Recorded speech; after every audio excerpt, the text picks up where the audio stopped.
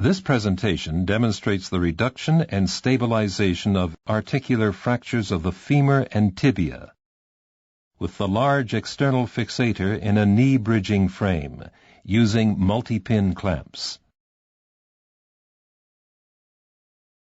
The objectives of the exercise are to show the clinical indications for the application of the large external fixator, the positioning and correct insertion of the shunt screws, and the construction of the knee bridging frame using multi-pin clamps.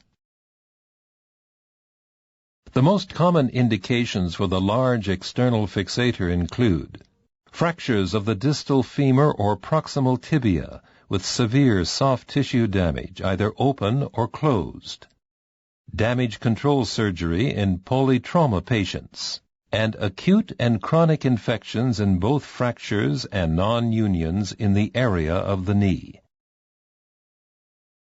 Needed for this exercise are the compact air drive, the quick coupling, and the drive adapter with quick coupling for 5 mm shunt screws. 4 175 mm long, 5 mm diameter self-drilling shunt screws with a thread length of 60 mm are required. Conventional shunt screws may be used instead. The drill sleeve assembly is also used. It includes the 6-position drill guide handle, both the long and the short 6.0 5.0 threaded drill sleeves, the long and the short 5.0 3.5 drill sleeves, and the long and the short 3.5 trocars.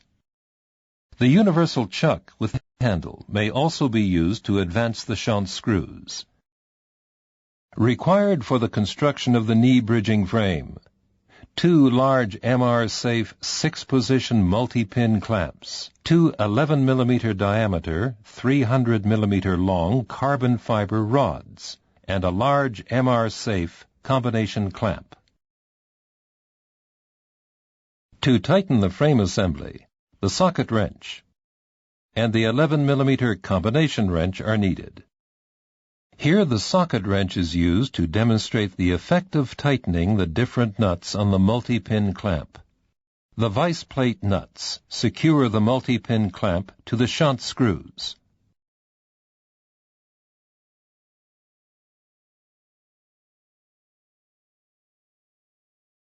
The rod attachment nut prevents rotation of the carbon fiber rod.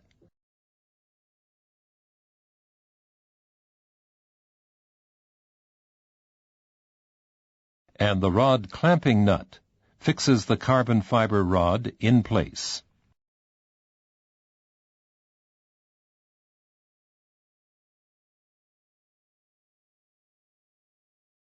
The bone model is secured in the clamp as if the patient were in a supine position. After a stab incision has been made, the 6-position drill guide assembly is inserted through the incision and placed directly onto the lateral aspect of the femur, proximal to the fracture. The trocar is removed. Since self-drilling, self-tapping shunt screws are used, the drill sleeve also is removed. A shunt screw is inserted into the adapter. With the power drive, this first self-drilling shunt screw is advanced through the drill sleeve and into the bone until its tip is anchored in the medial cortex of the femur. In the clinical situation, irrigation is recommended while inserting the shunt screw. The tip of the self-drilling shunt screw must be anchored in the far cortex to ensure stable fixation. Penetration of the far cortex is not necessary. Once the shunt screw has been placed, it's released from the adapter, and the drill sleeve assembly is removed. The image intensifier helps check the final position of the shunt screw. The second shunt screw, distal to the first, is inserted with the power drive. The 6-position drill guide is rotated and repositioned with the short threaded drill sleeve placed over the first shunt screw. Again, the assembly is inserted through a stab incision and placed directly onto the lateral aspect of the femur. The long drill sleeve and trocar are removed. The second shunt screw is slid through the drill sleeve and advanced with the power drive.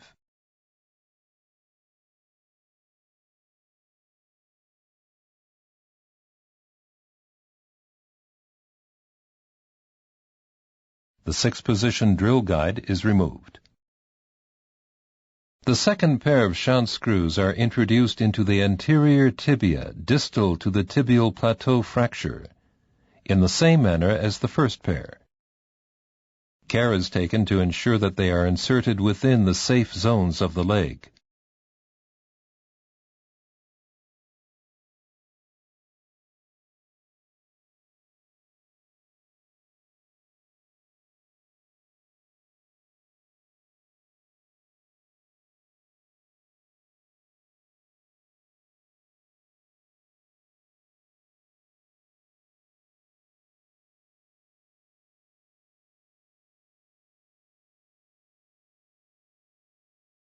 Now the first multi-pin clamp is attached to the shunt screws in the femur.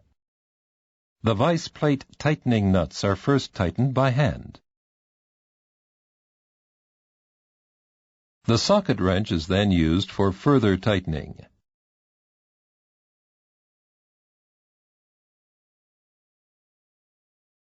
Now the second multi-pin clamp is attached to the shunt screws in the tibial shaft, and tightened in the same manner as the first.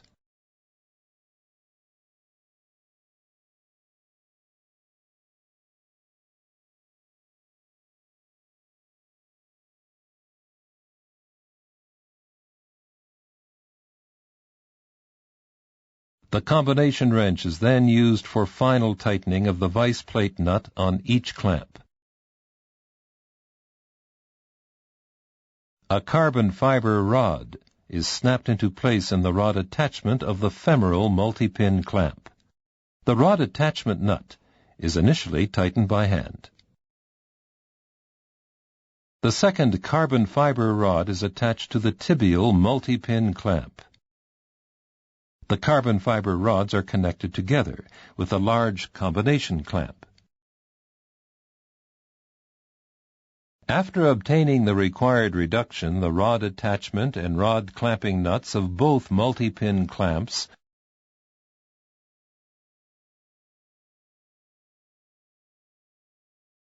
and the large combination clamp are provisionally tightened with the socket wrench.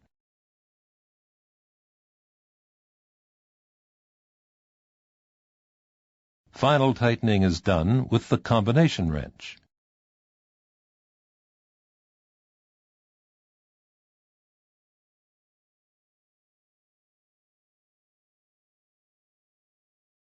The knee-bridging multi-pin clamp frame is now complete. For increased stability, a second frame can be added to the construct. The additional instruments needed are 2 rod attachments, 2 carbon fiber rods, and a large MR-safe combination clamp. After removing the plastic cap, a second rod attachment is connected to each multi-pin clamp. A second carbon fiber rod is inserted into each of the 2 rod attachments. A large MR-safe combination clamp is used to connect the carbon fiber rods. The rod clamping nuts and the combination clamp are tightened in the usual manner.